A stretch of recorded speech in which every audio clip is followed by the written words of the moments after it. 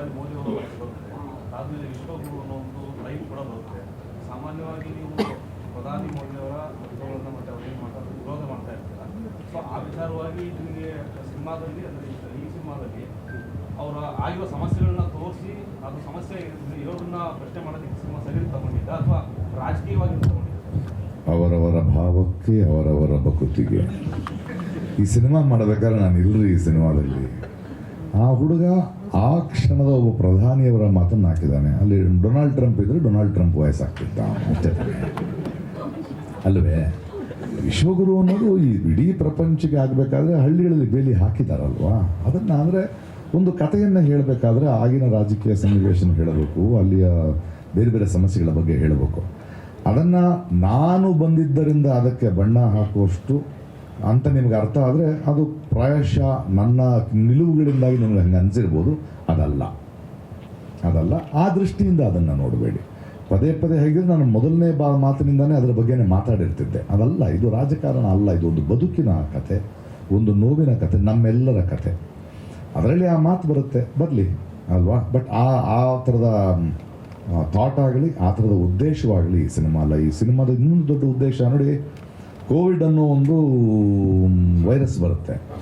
ಅದು ಪ್ರಪಂಚದ ಮನುಕುಲದ ಯಾವ ಮನುಷ್ಯನು ಯಾವ ಸೈಂಟಿಸ್ಟ್ಗೂ ಅರ್ಥವಾಗಿತ್ತು. ಇಡೀ ಮನುಕುಲದ, ಒಂದು ಊರದಲ್ಲ, ಅದು ಒಂದು ಭಾರತ ದೇಶದಲ್ಲ, ಅವರೇ ಕಕ್ಕಾಬಿಕ್ಕಿಯಾಗಿದ್ದ ಸಂದರ್ಭದಲ್ಲಿ ಈ ಥರದ್ದನ್ನು ನೋಡದ ಜನ್ರೇಷನ್ಗಳು ನಾವು, ಒಂದು ಮಾನವ ಜನಾಂಗ, ಅದನ್ನು ಹೆಂಗೆ ನಿಯಂತ್ರಿಸಬೇಕು ಅದು ಯಾವ ಸರ್ಕಾರಕ್ಕೆ ಗೊತ್ತಿತ್ತು ಅಲ್ವೇ. ಈ ಸಿನಿಮಾ ಮಾತಾಡ್ತಾ ಹೋಗೋದು ಅದನ್ನಲ್ಲ. ಈ ಥರದ್ದಾಯಿತು, ಅದರ ನಂತರ ಬೇರೆಯವ್ರ ಮೇಲೆ ಬೆರಳು ತೋರಿಸೋದನ್ನ ಮನುಷ್ಯರಾದ ನಾವು ಹೇಗೆ ಪ್ರತಿಕ್ರಿಯಿಸಿದೆವು. ಒಂದು ತಂದೂರಿ ಹೋಟೆಲ್, ಒಂದು ಚೈನೀಸ್ ಹೋಟೆಲ್ ನೋಡು, ನಾವು ತಿಂಡಿ ತಿಂತಿದ್ವಿ ಸಿಟಿ ಒಳಗೆ. ಅದಾದ್ಮೇಲೆ ಬಂದ್ಬಿಡ್ತಿದ್ವಿ. ಕೋವಿಡ್ ಆದಾಗ ನಾವು ಮನೆಗೆ ಕೂತ್ಕೊಂಡು ಓನರ್ ಅವನ ಮನೆಗೆ ಹೋದ. ಆ ಕಿಚನ್ ಹಿಂದೆ ಕೆಲಸ ಮಾಡ್ತಿರಲ್ಲ, ಉತ್ತರಾಖಂಡದಿಂದ ಬಂದವನು, ಮಣಿಪುರದಿಂದ ಬಂದವನು, ಉತ್ತರ ಕರ್ನಾಟಕದಿಂದ ಬಂದವನು, ಅವನು ಹೆಂಗೆ ಹೋದ ಮನೆಗೆ? ಆ ನಡಿಗೆ ಹೇಗಿತ್ತು ಅದನ್ನು ನಾವು ನೋಡಲೇ ಇಲ್ವಲ್ಲ. ಟಿ ವಿನಲ್ಲಿ ನೋಡಿದ್ವಿ, ಅದ್ರ ಒಳಗೆ ಹೋಗಿ ನೋಡ್ತಾನೆ ಹುಡುಗ, ಅವ್ರ ಕತೆ ಹೇಳ್ತಾನೆ. ನಾವು ಮನುಷ್ಯರಾಗಿ ಇನ್ನೊಬ್ಬ ಮನುಷ್ಯನನ್ನು ಅರ್ಥ ಮಾಡ್ಕೊಳ್ಳೋಕೆ ಸಾಧ್ಯ ಆಗಬೇಕು. ಮತ್ತು ಈಕೆ ಮೊದಲೇ ಹೇಳ್ದಂಗೆ ಈ ಮಾತ್ರ ನಾನು ಹೇಳ್ತಾ ಇದ್ದೇನೆ, ಕೆಲವು ನೋವುಗಳನ್ನು ನಾವು ಮರಿಬಾರ್ದು. ಯಾಕೆಂದರೆ ಮತ್ತೆ ಅದು ಮರುಕಳಿಸದಂತೆ ನಮ್ಮ ನೆನಪಾಗ್ತಾ ಇರಬೇಕು. ಆ ಥರದ ಒಂದು ಪ್ರಯತ್ನ. ಇದಕ್ಕೆ ಯಾವುದೇ ರಾಜಕೀಯ ದುರುದ್ದೇಶ ಇಲ್ಲ. ಆ ಬಣ್ಣ ಬಳಿಬೇಡಿ. ಬಟ್ ಪ್ರಶ್ನೆ ಕೇಳಿದಿರಿ, ಅದಕ್ಕೆ ನಾನು ಉತ್ತರ ಕೊಡಬೇಕಾಗಿರೋದು ನನ್ನ ಜವಾಬ್ದಾರಿ, ಉತ್ತರ ಕೊಟ್ಟಿದ್ದೀನಿ. ಅಲ್ಲಿ ನಿಲ್ಸೋಣ ರಾಜಕಾರಣ.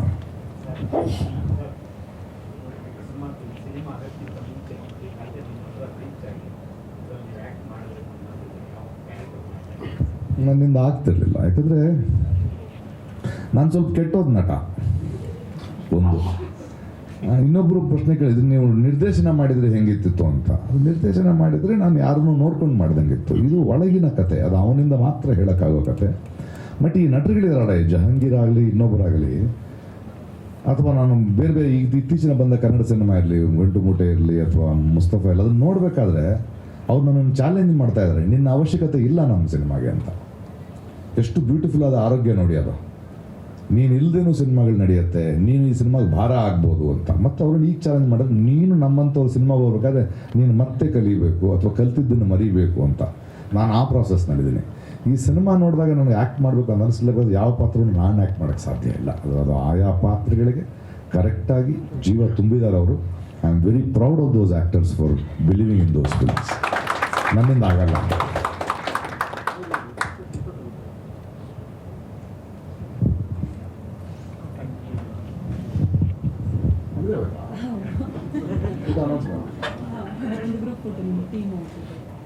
ಒಂದು ಗ್ರೂಪ್ ಫೋಟೋ ಅಂತೆ. ಗ್ರೂಪ್ ಫೋಟೋ ತೆಗೆದ ಮೇಲೆ ಆರಾಮಾಗಿ ಊಟ ಮಾಡೋಣ ಅಲ್ವಾ. ಇವಾಗೆಲ್ಲ ಥಿಯೇಟರ್ ಸಂಖ್ಯೆಗಳು ಹೇಳೋಕ್ಕಾಗಲ್ಲ. ಮಲ್ಟಿಪ್ಲೆಕ್ಸ್ಗಳು, ಬೇರೆ ಬೇರೆ ಶೋಗಳು ನೋಡಿ, ದಿನಕ್ಕೆ 15 ಸಿನಿಮಾ 8 ಸಿನಿಮಾ ರಿಲೀಸ್ ಆಗ್ತಾ ಇದೆ. ಕಾರಣಗಳು ಗೊತ್ತಿಲ್ಲ, ಬಹುಶಃ ಎಲೆಕ್ಷನ್ ಬರ್ತಿದೆ ಅಂತ ಇರ್ಬೋದು, ಏನೋ ಇರ್ಬೋದು. ಬಟ್ ನಮಗೆ ಆ ಥರದ ಲೆಕ್ಕಾಚಾರಗಳು ಇಲ್ಲದೆ ಇರೋದರಿಂದ ಮತ್ತು ಈ ಥರದ ಜನ ನೋಡ್ತಾರೆ, ನೋಡಲಿ ಅನ್ನೋ ಕಾರಣಕ್ಕೆ ಹೋಗ್ತಾ ಇದ್ದೀವಿ.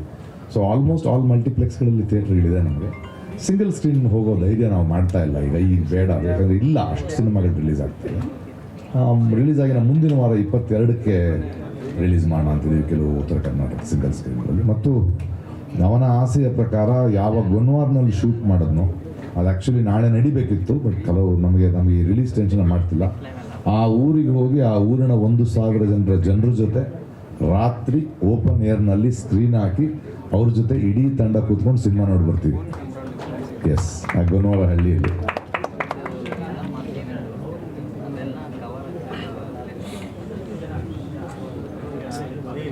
ನೋಡಿ, ಒಂದೊಂದು ಸಿನಿಮಾ ಒಬ್ರು ಬರ್ತಾ ಇದ್ದಾರೆ ರೀ, ಅವರು ಎಲ್ಲದಕ್ಕೂ ಬರಬೇಕಾಗಿಲ್ವಲ್ಲ. ಇವಾಗ ಧನಂಜಯ್ ಅನ್ನೋನು ಅಲ್ಲ, ಇರಲಿ, ಅವ್ರಿಗೆ ತೋರಿಸಿಲ್ಲ ನಾವು ಸಿನಿಮಾನ. ಇಲ್ಲಿಗೆ ಬಂದ್ವಿ, ನನಗೆ ತೋರ್ದ ಸಾಕು ಅನ್ನಿಸ್ತು. ಸಾಕದು. ಅವ್ರವ್ರ ಕೆಲಸಗಳನ್ನ ಮಾಡ್ತಾ ಹೋಗ್ತಾರೆ, ಅವ್ರವ್ರ ಸಿನಿಮಾಗಳನ್ನ ಬೆಳೆಸ್ತಾ ಹೋಗ್ತಾರೆ.